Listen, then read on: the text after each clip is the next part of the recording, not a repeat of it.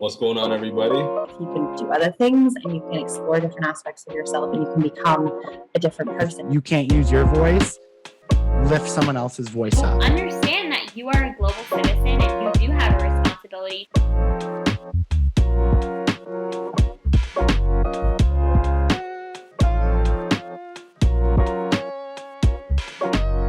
Hopefully the reason you're all here today is for the podcast, the live recording. So Abby and I, co-hosting, we've been doing this for like, a year and a half now. It's been a minute.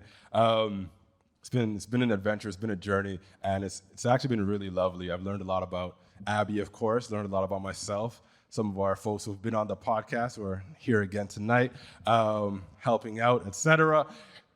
It's been quite good. And I'm very honored and excited that you're all here to join us this evening as we record an episode live, which we have never done before.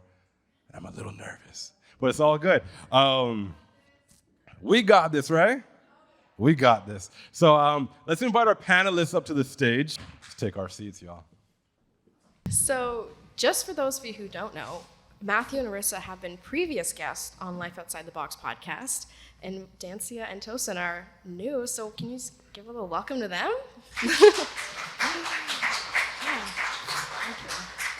All right, and just to get the conversation started, Matthew, tell us about yourself. Who are you? What do you do? Don't mind if I do. Oh, is this not a joke? There we go. My name is Matthew Dawkins. I am an author, poet, creator, all of those fun things. And I'm very, very excited to be here today. Thanks for having me. My Instagram is MatthewD_writes. That's MatthewD_WRITES, where I post poetry, and you can keep up to date with all of my writing things, events, etc. Thank you. Arissa. Yeah, well, okay, first of all, thank you so much for having me.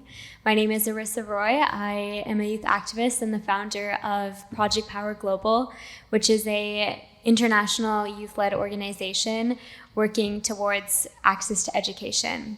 I'm very passionate about topics like mental health as well. I have experience working at Unsinkable, running the youth programs there. And overall, I am really passionate about inspiring people and just really showing them that we all have the power to make a difference. And I'm excited to share this space with so many other people making a difference. Thank you. And our very talented singer, Dancia. Well, thanks for having me here, and thanks for putting all this together. It looks amazing, by the way. So yes, my name is Dancia. I'm an author. I'm also a humanitarian and social activist. I focus on public education and policy development. I currently work as the executive director of the Missing Link Project.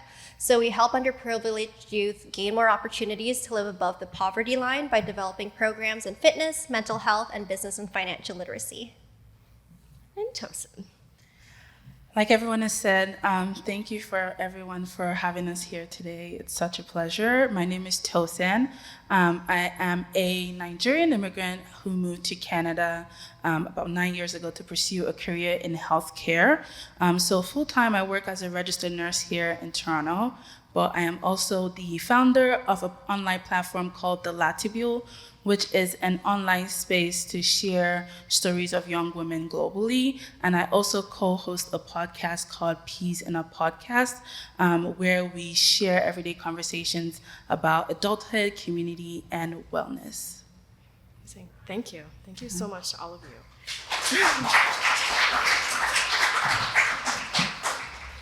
Since majority of our panelists are novelists, it seems only fitting that the first question should be related. So Matthew, starting off with you, I mean, as someone who also took an art degree in university, I've faced backlash from my family. I know how that goes. How has that been, just taking more of like an unconventional path in life? What has your experience been?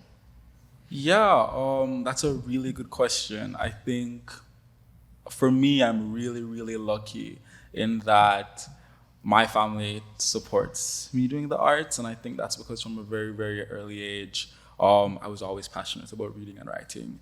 And if I'm more honest, it was the only thing I was good at.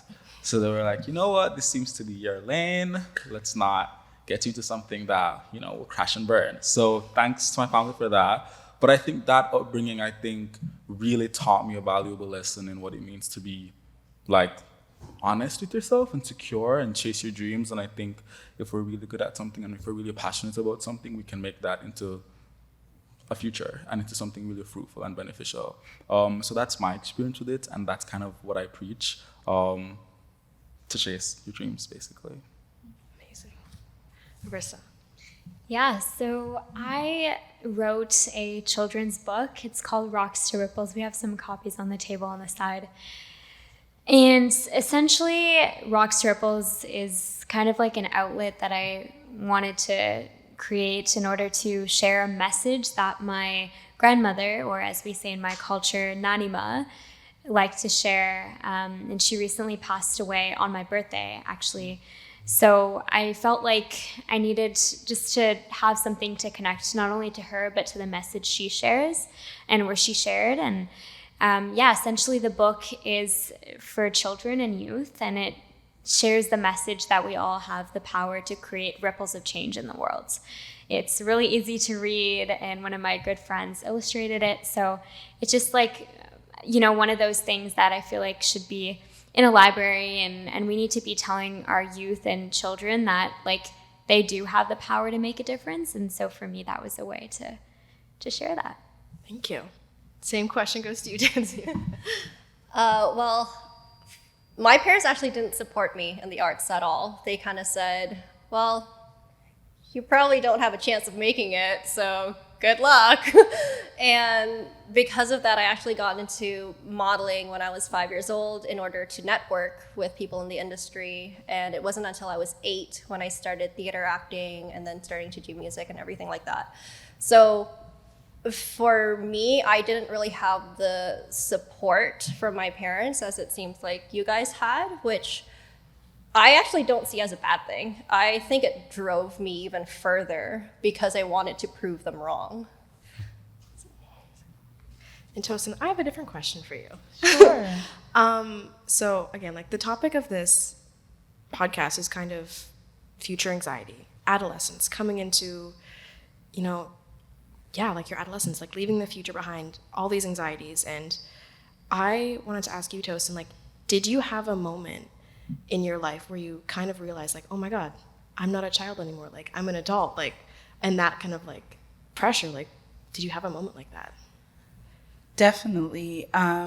I still think sometimes it's still a shock every day that I'm an adult. But the the big one for me was, I did mention when I was introducing myself that I moved from, I'm a Nigerian immigrant, and so I moved here 9 years ago. So I moved here at the age of 15. I moved here alone with my entire family being back home. And that was such a big change because I was a minor in a new country with no family and nobody. I didn't know anyone. It was also my first time visiting Canada, so it was such a big decision to come here to pursue a career.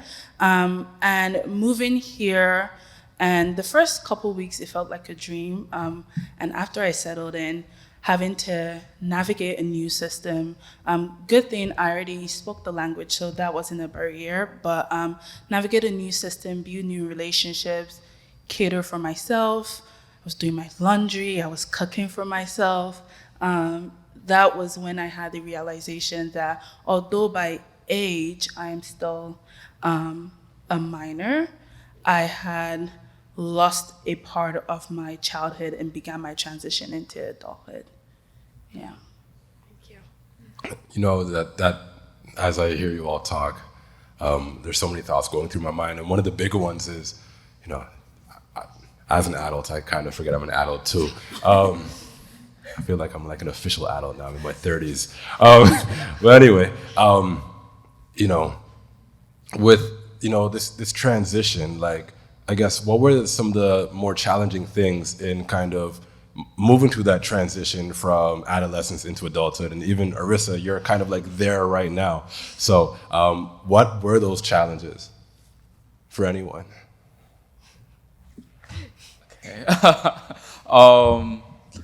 Yeah, I think I very much agree with what Tosin said. Like every day I'm coming to the realization over and over and over again. And I think for me that presents a new challenge every single time. But I also think that these things come in phases. And I think transformation and evolution and growing up is an ongoing process. And so for me as well, like as an immigrant, I was dealing with a lot of the same struggles. I came to Canada when I was 19. And so at that point it was like, okay, like fending for myself is like, the immediate thing, like food, doing laundry, ironing my own clothes, getting from X, Y to Z without like parental supervision or even like an adult being like next to you at all. All of those things was like, for me, a big like huge change into like coming into my adolescence. And then moving past that, now that I got the basics, I'm now thinking about like, how do I begin to champion myself? It doesn't feel like survival, no, but instead it's starting to feel like, okay, where do I want my life to go? Then how can I put these things into place to push it there? And so, yeah, and I don't know what the next phase is going to look like, but I definitely see it as like a constantly evolving kind of process of how do we push ourselves into becoming the adult, as we can put it. I could go. I think my biggest challenge was definitely finding my identity away from my family and my parents. I grew up in a specific cultural background, specific values and specific beliefs that I had adopted from the environment I grew up in. And so I find myself alone in a new country with different cultures and different belief systems and also different ways of life, and trying to figure out how I fit into that society was my biggest challenge. Not only because you already go through that identity crisis just with growing up naturally, but with the added struggle of being here by myself. I think that was what I struggled with the most, like finding myself and how do I, as an adult, form my own thoughts and my own values, and how do I present in this society. I'd actually like to jump in here. So although I am still a youth and I haven't gone through that transition yet, I'm actually really resonating with your story, Tosan. I am about to embark on a new chapter. I am moving abroad for the first time for school on my own. I'm moving to Italy, so it'll be a new culture, new language, new people. And I have definitely been going through this like, oh my gosh, like what am I doing kind of phase.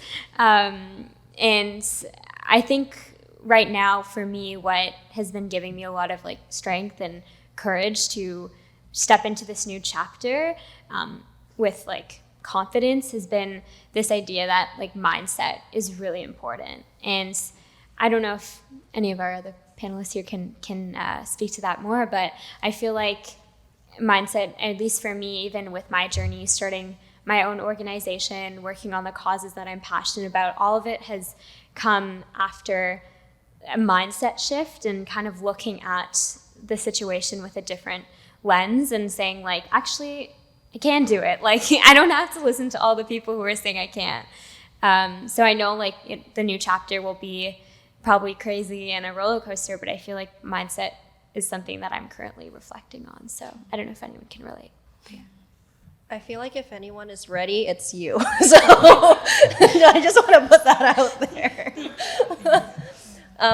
For my own experience, I'm actually kind of the opposite. Because of the fact that my family was always so hands-off, they didn't really support me all that much. I felt like I went through this transition when I was 12. Like the first time I traveled on my own, I was 13 and I went to Jakarta, Indonesia. And for those of you who aren't aware, that's a 25-hour flight completely on my own. And it was also during that time when I decided I'm not going to do the activities that my parents are doing because I want to break the cycle of poverty. I grew up with the impoverished lifestyle, and I didn't want that for my future. I knew I wanted to have the opportunity of choice when it came to university. which is why I doubled down on the arts while I was in high school, because that's one of the avenues of revenue that you can have when you're still in high school, you know, and not having to do a full-time job. And like art for me was my way of growing up, because it got me to self-reflect, to learn about my own identity. And through that, then I was able to figure out what I wanted to do for the rest of my life. This talk about, transitions in life. I just recently turned, a few months ago, turned 20 years old, and I'm going into my third year of university. I come from a very small town, like same people in kindergarten you graduated with kind of thing. And one thing that, now that I'm away and kind of realize is transitions are so different from when you're like a youth, even though I'm still kind of a youth. So, Transitioning. There we go. That's the word I was looking for.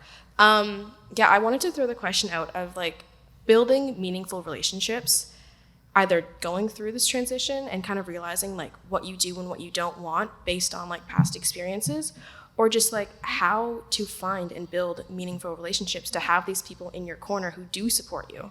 So we'll start at the end of the table and see where it goes. I feel like I'm getting picked on. I don't know. I think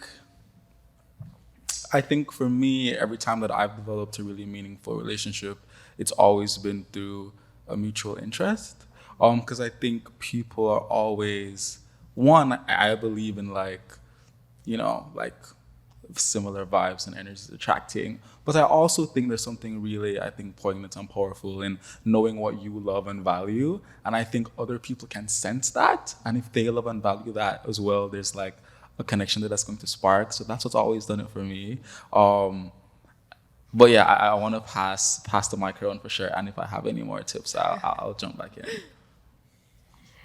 I actually love this question because, with my upcoming move, I'm like, okay, I'm going to be around so many new people. How do I actually build connection? And I think there's always this like saying that I love, and I feel like it's about home and how this idea of home, I like to think of it as like with people who are around you. And I don't think home is just like a building. I think it can be with people and also within yourself. So in terms of building connections, for me, it's oftentimes been about seeing how we can support each other.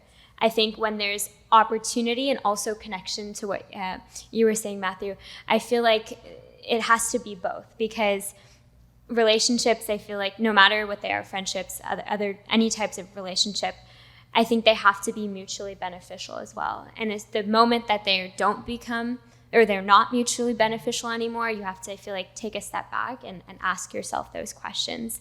The other thing is, and I'm still very young, but I have had to deal with this a few times. I think it's important to remember your value. We are all extremely valuable. And I think when you're making those tough decisions, sometimes you have to say, okay, like, is this person valuing me? Are they not? And then, yeah, you have to step into that decision with your confidence and remembering that at the end of the day, you have to take care of yourself. I like that you mentioned value, because one of the most impactful, mindsets that really changed my way of how I approach relationships was not to think about how you feel about the other person and how that person feels about you, but how does that person make you feel? Because for the longest time, the first relationship that I was in once I graduated, I was in a very abusive relationship where I could no longer see my friends, I could not make new friends, I could barely leave the apartment without him having to follow me or, do something drastic that I would have to be fearful of once I got home. And going into the new relationship where I am in right now, I definitely relied on my values. I went back to what made me happy, what gave me energy, what gave me life, and that was the gym and my gym friends. And through that circle of friends, that's how I met my current partner. And I also knew that he was someone who would be at least good for me. Maybe not my forever person. Turns out he is. But at the time, at least he was there for me, and I knew that I could trust him. Yeah, I love everything everyone has said. I always like to acknowledge that relationships are one of the most fulfilling experiences that we get to engage in as humans, but it can be very difficult and very hard. And so if people are having a hard time building meaningful relationships, I always like to acknowledge that it's not just you not being a great person. Sometimes relationships are really hard. One thing I do like to focus on when building healthy relationships is starting with my relationship with myself. Because I think my relationships with other people and your relationships with other people are sometimes a reflection of your relationship with yourself, or your relationship with yourself can bleed into your relationships with other people. So I always first start internally, making sure that I have a healthy relationship with myself, making sure that I know what my values are, maybe making sure I know what my boundaries are, making sure that I know what's important to me, and also assessing what kinds of relationships I'm looking for. There's friendships, there's romantic relationships, there are work relationships, and I feel like it becomes tricky when you also are unaware of what kind of relationships you're looking for, because you enter situations with expectations. And so understanding what relationship you're looking for and setting what expectation prior to embarking on the journey on starting relationships. And also making sure your relationships are built on core values like honesty, trust, communication. Those things are a very solid foundation for any healthy relationships. Amazing. I'm like taking notes here. This is really good. I want to stay there. There's so much good stuff. This feeling of like home. I think is a really interesting notion. Catching the vibes and the energy of someone. Knowing your value and your own worth and exploring that. So the challenge for me was that in itself is kind of, what you talk about, Tosan, that, that having a good relationship with yourself. So, for whoever wants to jump in, I'm going to assume that that's kind of been a thing that you focused on a little bit to do all the big things that you're doing. So how did you develop that positive relationship with yourself? And, kind of where do you feel you are right now with that? I could go first to give Matthew a break. I think what's been very helpful with finding a good relationship with myself is, and it might sound so simple, but spending some time with myself. I feel like we live in a society where especially romantic relationships are highly favored, and we are surrounded by so many things and so many people, and that can get overwhelming. And especially if you don't get time to spend some time and get to know yourself, you can get lost in the sauce a little bit. And so spending time with myself has been very essential, and it doesn't have to be anything too big. It can just be getting a journal and actually writing out your thoughts and being familiar with your thoughts and figuring out what's going up in there, picking up hobbies and learning your skills. Another thing that's been really helpful is therapy, because sometimes, especially as we go through life and different experiences, it can be very hard to also digest yourself by yourself. So sometimes it's also helpful to sit down with a professional. That the point of therapy isn't to tell you about yourself, but to guide you in that journey of getting to know yourself. And that's sometimes very helpful. Yeah. Any other thoughts? Amazing. Thank you. that relationship with yourself? How do you develop that? What are your strategies? So for me, and what I've actually gotten some of my friends to do, is we write down our top 10 like accomplishments, what we're most proud of. It doesn't have to be in any order. And then once we write it down, then we order it. And then we take these sentences and we have to find one word to summarize it. And I found that the top 5, those are your core values. And I've found this exercise to be extremely effective, and so did my friends. And I think that was like the biggest first step into self-realization when it comes to that, and figuring out what I wanted to do with my life from there based off of those values. That's amazing. I'm still trying to figure that out. Arissa, you talked earlier about mindset. How does that play into your relationship with yourself? Yeah, I was actually having a really interesting discussion about something like this at school the other day. I think we need to, first of all, change the culture and outlook around taking breaks and productivity. I think that's also a mindset shift that I'm kind of working on. As someone who loves to fill up my time and probably makes my mom, who's sitting in the audience, like really stressed that I'm doing too much all the time. I think for me, it's been about like doing the things that personally I love. So I'm a creative person. I love singing. I love poetry, all of that stuff. And really like turning it into something that I see as helpful to the work that I'm doing and also creating impact, and not like, oh, you're wasting time. And for me, that's been like the most impactful mindset shift that I've kind of gone through. I feel like the most over COVID, when we had a lot of time. My organization, I launched it at the beginning of the pandemic in 2020, just after being really inspired by the selflessness of frontline healthcare workers. And, when I went through that, it was really hard to find balance because I was so passionate about the work that I'm doing. But I started to see the value of spending time with my friends and my loved ones, and also, making time for myself and checking in. So, yeah. Do you have any thoughts, Matthew? Yeah, I have a few, and I just really wanted to harp on, I think, 2 things. Tosan mentioned going to therapy, and I cannot emphasize enough how I think important that is. I think everyone should be going to therapy.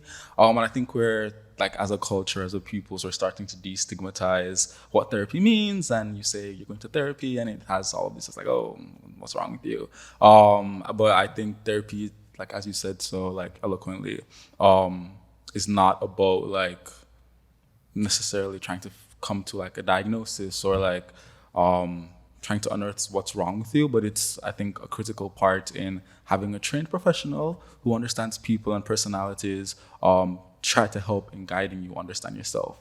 And I think that's like a really pivotal point that a lot of people can benefit from. And in terms of like when we come to understand ourselves, also to harp on what Tosan said, about kind of spending time with ourselves, I've come across so many people who like in trying to discover like what we like or like how can we spend time with ourselves, I think that translates very often to like, oh, I need to sit at home alone and close the door and journal. Like sometimes like that's excellent, and like for introverts, like myself, for example, that could be really useful and beneficial and applicable, but not all the time that's the case. I think many of us go throughout life and take time away from ourselves and instead use that time and fill it with the things that we think that we need to be doing, like a job, or it's like, oh, we need to be attending this event so that we can get this far in life. But those things that we're filling our times with aren't necessarily the things that are making us happy. So sometimes it's all about like rediscovering and re-tapping into the things that make us happy when we spend time with ourselves. So sometimes spending time with yourself and what makes you happy is going to the movie theater because you love movies and you don't have the time to do that. Or sometimes it's, I don't know, going bowling, or I have a friend that always goes to the beach, either by herself or with a friend. So it's all about like trying to reshift, I think, what it means to spend time by yourself and have that mean not necessarily being alone, but rediscovering what makes you happy and spend more time doing that. Amazing, amazing. So on the topic of like kind of reconfiguring your mindset, let's talk about failing. I've been really interested in like the art of failure, kind of how I've tried to view it to try and make it less painful. Yeah, I'm sure as you all know and everyone in the audience, failing is not a good feeling. It sucks, it's awful, I get anxious, but it's not always the worst thing to happen. Sometimes failing can lead you to better opportunities. It can like teach you more about yourself and what you do and what you don't want. So again, to give Matthew a break, we're gonna start on this side. What's been your experience with like just failing? Like, have you had an experience where you failed and it was awful, but then you kind of realized after the fact, like, hey, maybe it was for the better? And how did you kind of get to that point?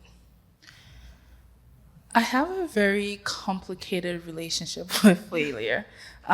Growing up in a very traditional Nigerian household, our culture is it's a very high achieving society. There wasn't much room for failure. I always remember there's this thing that a lot of Nigerian parents say is, do they have two heads? So if we had like positions in class, and if you were not first, then don't come home with your results. If you didn't get all A's, don't come home with your results. It was very, very strict. And so my relationship with failure started very toxic, to be honest. I viewed my performance in life as a direct reflection and definition of who I was. And I was pretty good with school, and so I didn't get that idea challenged until I got into university. I moved, like I mentioned, I was very passionate about healthcare, which is why I moved to Canada. I moved to Canada to become a doctor. Newsflash, I'm not a doctor. So I moved to Canada to become a doctor, and I remember going through undergrad in nursing and knowing in my heart, like my parents asking me questions about med school and when are you going to start applying. And I knew in my heart it wasn't something that I wanted to achieve anymore. It was no longer a desire. I had reflected and realized that that desire to become a medical doctor was just because of the validation that would give me in my community. In where I grew up, if you were not a doctor, a lawyer, an accountant, an engineer, you might as well not be anything. So I thought that being a doctor was what would make me valuable.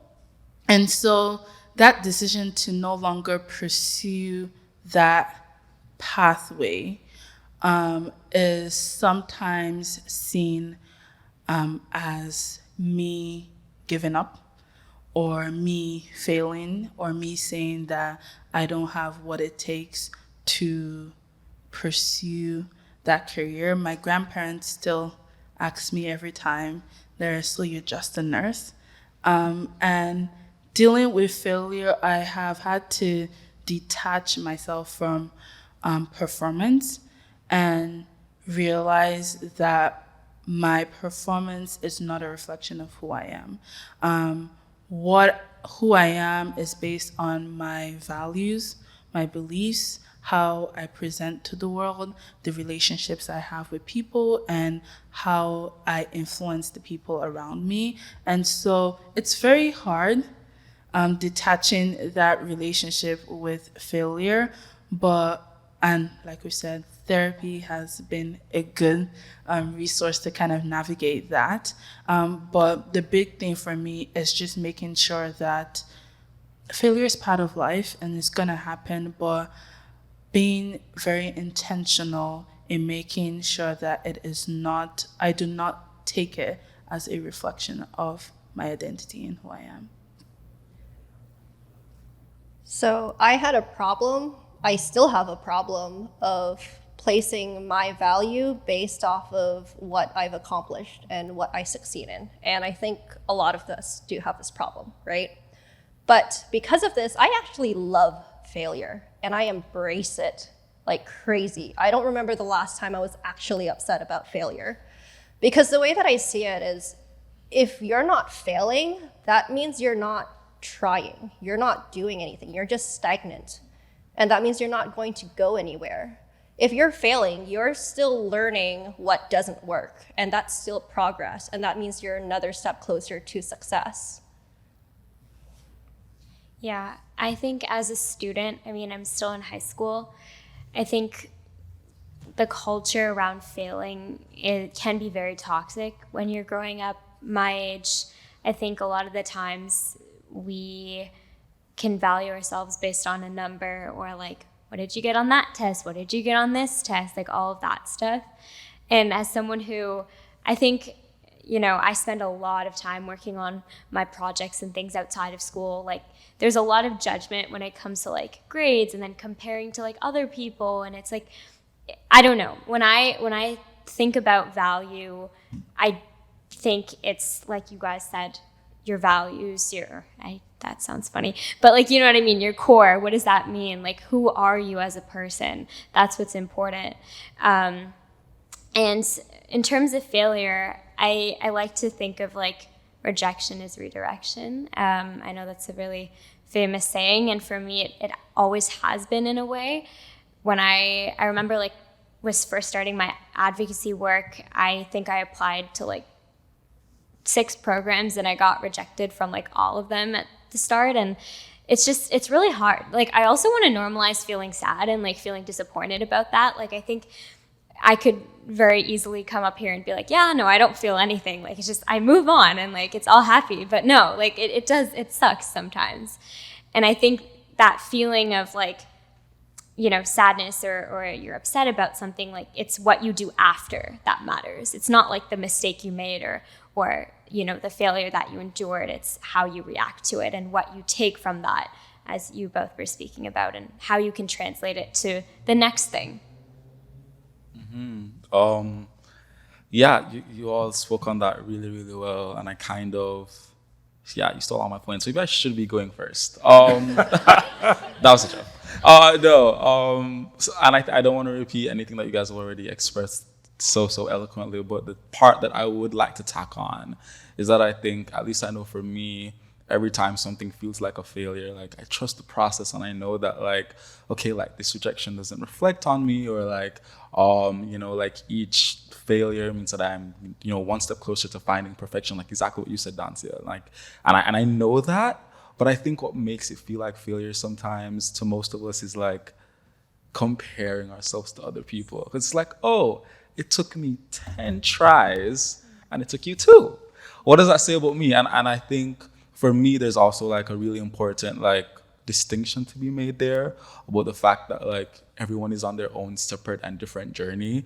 And just because, who knows, like maybe if you were like on that person's journey, you'd be completely miserable.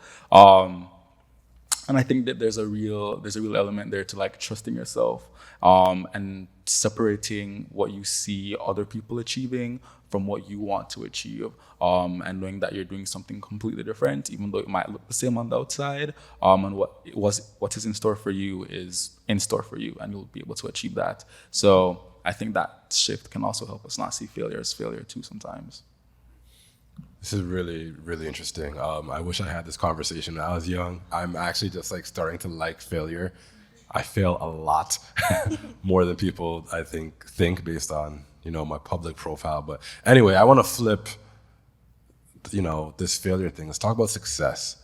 Let's talk about maybe, because we all get this thing of like, people tell us what success is, and then we live our lives, and it's like, what is success for us? So I'm really curious, this very diverse group that we have up here. What were you told about success growing up? And now that you're growing into yourselves and individuating and having your own successes with all the big things that you're doing, what does success mean for you now? Anybody? I could go first. My thoughts on success is honestly very different from when I was younger. Like I mentioned, in the kind of environment that I grew up in, success was highly based on your title and also the amount of money that you make. And to be honest, making money is nice. And it does make a lot of things easier in life. With that being said, I have also kind of shift or maybe added into that definition of success, and focusing on how I feel and more on impact. So now I feel like as I get older, and like I said, I don't want to make it seem like, oh, I don't care about money and I don't want to make money. But I have more focus on what impact am I making, and the level of my success is directly related to the level of impact I'm making. And sometimes when you hear the word impact, I think it's a very interesting word because you think impact means, for example, in healthcare, you have provided care for thousands of people. You've traveled to underdeveloped cities and underdeveloped countries and provided care for them. If you're a speaker, you're speaking in front of 100,000 people. But I also think that impact can look very small in the way we would describe it to be in society. How have I influenced people's lives? What have people taken away from their meeting and interactions with me? And trying to focus more on that. So I do think that my definition of success is changing. In a very capitalistic society, it's still difficult not to focus on titles and the money and all of that.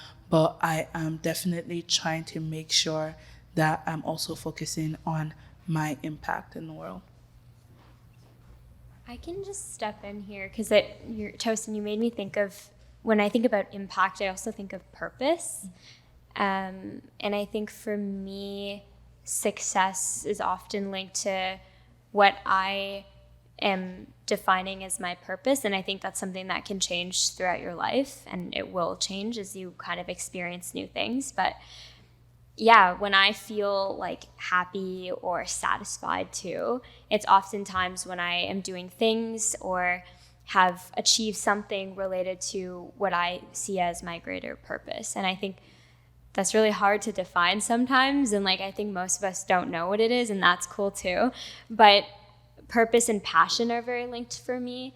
So for me, I was sharing earlier, I'm really passionate about education and my advocacy in that space. And so my purpose right now, and again, it's going to change probably, is to do work related to that and to try and bring and uplift voices of other youth in this space and other youth that I've worked with. So that's when I feel the most successful, when I get to do that. I feel pretty great right now sitting on this table with so many incredible other people. And yeah, I think success is just also a lot about happiness too. Yeah, very, very similar. I think, I just lost my train of thought. It literally just escaped. It happened to me all night. Success. Oh, I want to say that I don't have all the answers. And I think for me, growing up, not only in a country like Jamaica, but also being a student my entire life up until very, very recently, I always came to think that success always meant an extra step of hard work.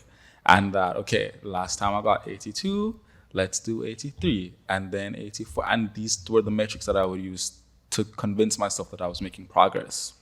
And if there's one thing, anything that creativity and writing, and even my debut novel as well, Until We Break, has taught me, is that success is always shifting. I think you said that as well. And I've come to really understand that we're not machines. We can't just amp up the power and turn up the volume and then expect more production.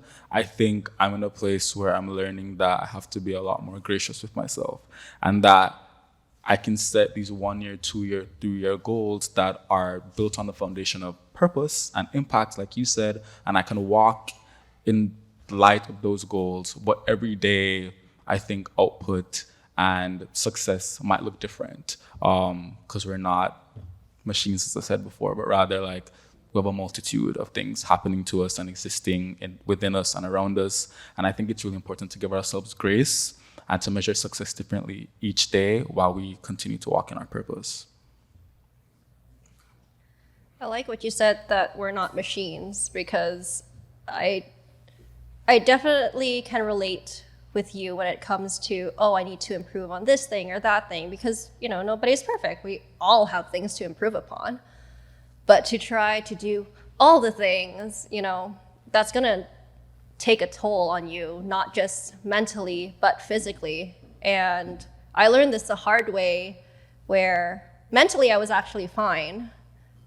Physically, I ended up with a mini stroke. And another time I ended up in the hospital because my blood pressure was so high because I was taking on so much without realizing.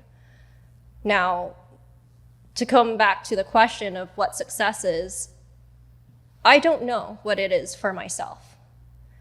I think for me, I have always focused on success with regard to a certain project or a certain task. And I don't know if I ever will figure out what success is to me. But what I've kind of figured out is do what you love, you know, like you said, passion. Do what you think will improve yourself. And instead of focusing so much on the end goal, because that is going to keep changing, focus on your habits, how you're taking care of yourself, and how you are making your achievements. Amazing. Thank you all. Kind of got me thinking, what comes along with success more often than not is imposter syndrome. And especially when you're riding those, I can see the faces now, you, like riding those really big highs, and all of a sudden it hits you. So I want to open the floor, like, have any of you experienced imposter syndrome? Which, from the nodding of heads, I'm going to say yes. And how have you navigated that? What has that been like? To anyone? Yeah, I don't mind starting this time because I have a lot of experience with imposter syndrome. I think for a very long time, speaking very personally, I always thought that, you know, after the first book, you know, life's gonna change, like, look, oh, da da da da da. But I think, and then once, you know, we ride that high and, you know, there's, you know, people recognizing you or people being like, oh my God, I love that book. And then there's this conversation happening. And then, like everything else, things just kind of like pause for a minute, and then you're kind of left with the silence. And I think for me, a lot of that came from like, oh, like I was expecting things to look grand forever, and it's not always going to be like that. And then also, I think, as I was kind of talking about this earlier, like comparing ourselves, and it's through comparison where I begin to like shape things into seeing them as failures. And I think that's when it starts to sink in, like, oh, maybe it's not as grand as it should be because I failed at something or I'm doing something wrong, and it's grand for someone else because they did the right thing. And things aren't always that simple, and things are a lot more complex. And I think for me as a creative and as an artist, and I think it's also very, very applicable, is sometimes I think about all of the amazing artists and creatives, and we can think about the movies or like, I don't know, the songs that we love. We're like, this is the best thing I've ever read, heard, seen in my life. And 10,000% you will see someone that's like, I literally don't hate anything more than I hate that. So I mean, recognizing the fact that I think that things are complex and people are different and we're all on our different journeys helps me shift into saying that, you know, I can't be an imposter if I'm staying true to myself. And I think that's what's been really, really important for me. And no longer comparing, but rather trusting and being honest is how I've dealt with imposter syndrome. I love everything you said. Thank you for sharing that. For me, I definitely struggle with comparing myself a lot, and going through imposter syndrome is probably like a daily thing for me, to be honest. And I think a lot of that is because of the rise of like social media and how much like people are posting, and like LinkedIn and Instagram. Like, I have had the privilege of working in many spaces, one of them being the UN, and just even going there and like meeting people. Like, there have been several days when I'm like in a session and like taking notes and being like, wait, why am I here? Like, wait, what's going on right now? Like, I don't know. And for me, I guess like the biggest thing has been just trust the process, trust this moment, and just like actually understand that you've been put in this place and in this room for a reason. And in terms of comparing to others, you can't do that, because like we're all like, and so many of our other panelists have said this, like we've all been brought up, first of all, in different environments. We have different people who are around us, and like different passions as well. Like, we're all on our own timeline. So to actually compare, and I know it's really hard, and I do this like all the time, but to compare is like to kind of take away from your own value and uniqueness. And I think we got to start to make it more culturally like encouraged to actually, you know, cheer on yourself. Like, be your own cheerleader is what I like to say as well. Yeah. I'm still going through imposter syndrome.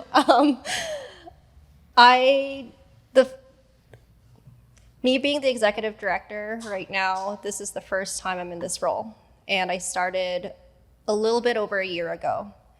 And when I started, I had no idea how organizations and nonprofits are run. I have started businesses and I've helped people start businesses, but for a nonprofit, I didn't know we had bylaws. I didn't know we had a board of directors. I didn't know how any of this worked. And somehow, within a few months, my circle has grown. It's all related to the nonprofit.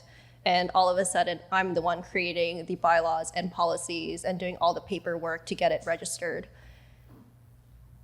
And yeah, I was definitely feeling imposter syndrome then. And I had felt imposter syndrome other times. And I have had the fortune of eventually getting invited to larger events that kind of validated my insecurities. I've won awards, but that actually terrifies me, because what happens next? What happens when I am doing that next step, the next project, and I feel imposter syndrome, but then there's no external validation? How am I going to get that from myself? I still don't know. And I'm definitely taking notes on what everyone else is saying here. I feel like I'm in the exact same spot as Dancia. It's so interesting that we're talking about imposter syndrome because, like I mentioned, I co-host a podcast, and we have an episode coming out on Saturday, our 14th episode, and the title of the podcast is Imposter Syndrome, because this is something that I struggle with a lot, especially being very new into the creative space. It's something that I've had to navigate, and I honestly don't really know the answer. It's something that every day I am trying to figure out better ways to deal with it. I don't want to mention everything people have said, but you mentioned like trying not to compare yourself. Something that has been very helpful as I still figure it out in this space is being surrounded by a very great support system. I talk a lot about values and beliefs and also self-belief and being able to speak highly of yourself. But I also value a community that reminds me of my value and reminds me of why I'm in the room. I had a freak out this morning before coming here. I'm like, oh my God, I can't believe I'm gonna be speaking. And I know I have value, but sometimes you get into the moment and everything just flies out of your head and you can't summon up enough courage sometimes to encourage yourself. And that's where I lean on my support system. I had my friends on the phone telling me this morning, you got this, you've done this before, you've talked about things like this before. And so being surrounded by a good support system has been very helpful with dealing with imposter syndrome for me, but I'm still figuring it out. Awesome. Man, running out of time. I have so many things I want to ask. But let's keep it simple. Y'all are doing some big things. If we could quickly go around the table, one sentence for impact you want to make in the world and one sentence for why. I know. I need some time.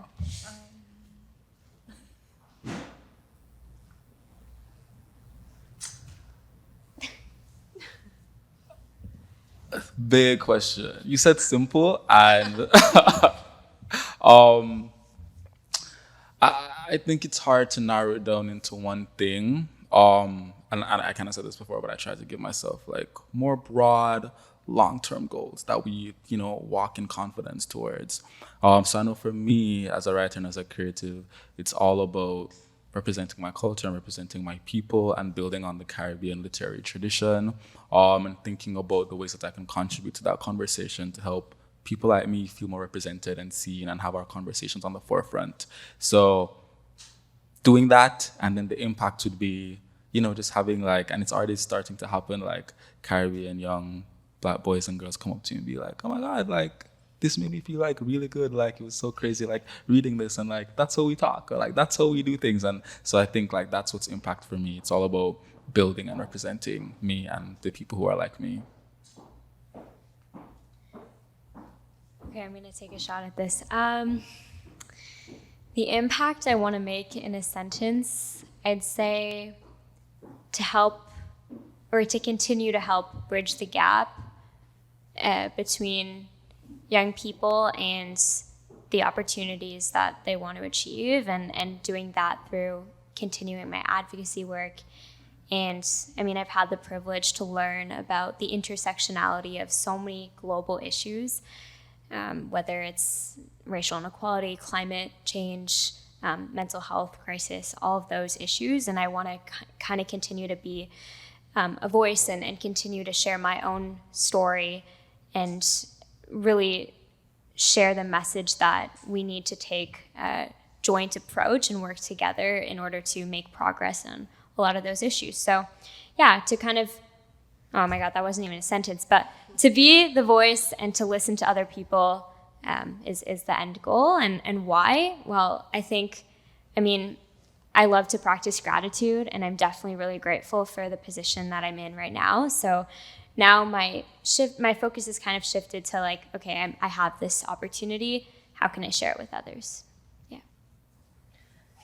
When I look at the organizations that I work with and I volunteer for, they're so drastically different. So I think at the end of the day, I want to make people want to live, whether it's the change in the environment or changes in their circumstances, or giving them accessibility to mental health resources or any other resources that are a necessity to having a long, happy, and fulfilling life. Wow, so many great things. For me, the impact I would like to achieve is I hope I continue to foster healthy communities. And I'm trying to kind of look at how that presents in my various passions. And first, I think about healthcare. Although I do like my creative expression, I am very passionate about healthcare. I'm very passionate about making healthcare accessible. I'm very passionate about health education. And I do believe that educating people in healthcare, providing more upstream healthcare measures, drives that impact of fostering a greater healthy community. And then I think about stuff like the Latibule or my podcast, where I get to share, on the Latibule we share stories from women all over the world in different cultures and different lived experiences. And that story also helps to foster communities, people who see themselves in these stories, people who relate to the stories, and also with the podcast, having everyday conversations about life in general and wellness. And so I think when I pull all my passions together, they all lead towards fostering healthy communities. And because it's such a big question, I know that that will look different in different years, but I think that is the greater impact. And why? Because I do believe that I use the word call, but I believe my purpose is service. And I believe that that's a great way I can serve the people around me. Yeah. Thank you. As Matthew and Arissa would know, as we're wrapping up each episode, we ask our guest, what would you tell your past self? However, keeping it on brand for the theme, in one sentence, what would you tell or what would you remind your future self? Anyone? I'll go first. What will I tell my future self? I believe as of now, it's the same thing I would also tell my past self, which is very interesting. I did leave it on the board in the cozy corner. And for me, that is give yourself grace. I think from all the conversations that we've had, with all the achievements we've had in this room, can be very difficult trying to chase your purpose, or not even chase your purpose, but live in your purpose. And sometimes I feel like I'm not very gracious with myself. I don't give my the same patience and same grace I give to the people around me. Sometimes I don't give that to myself. And I'm working on that, being very patient with myself, creating time to know myself. So I think it's the same thing I would tell my past self, and I'll continue to tell my future self to continue to give myself grace.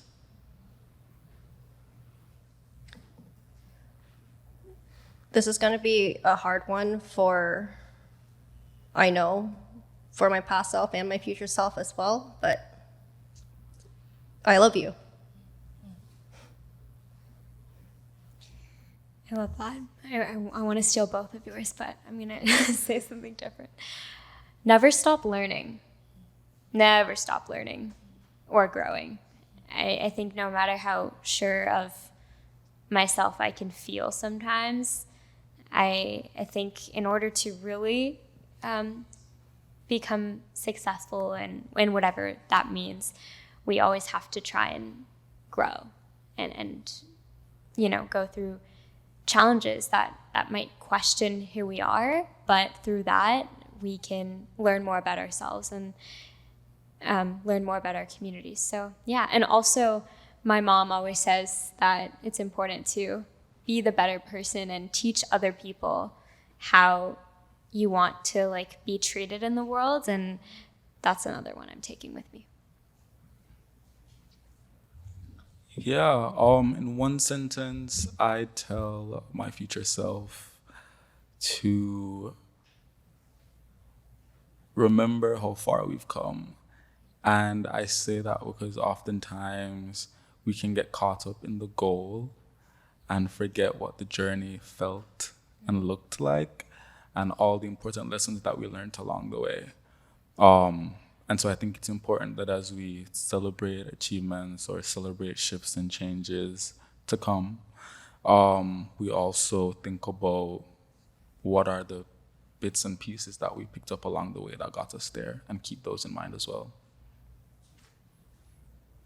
Wow. I don't know what y'all, I know time just kind of really flew there. It was so good to just, speak with you all and, meet y'all in person and just meet y'all, generally speaking. I hope y'all were taking notes because there was a lot of wisdom and gems being dropped all night. I know I've been taking notes. But it's that time. We got to wrap up. So I just want to say, let's give it up for Matthew, Arissa, Dancia, Tosan.